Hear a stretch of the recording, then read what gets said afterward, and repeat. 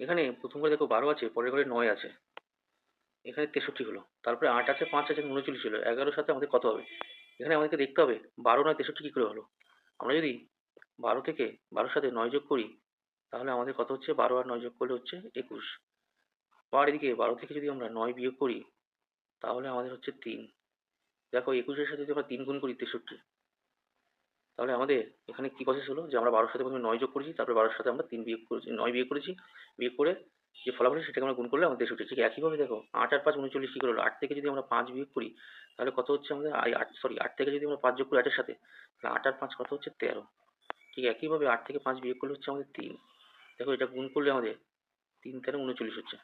তাহলে এবার সবাই বুঝে গেছো? তাহলে এটা করা কত সহজ হয়ে যাবে। এটাকে করতে গেলে আমাদের কি করতে হবে তাহলে?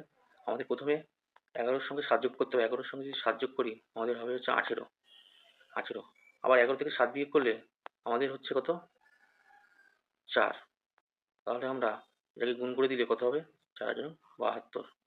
আমাদের উত্তর হচ্ছে এখানে 72।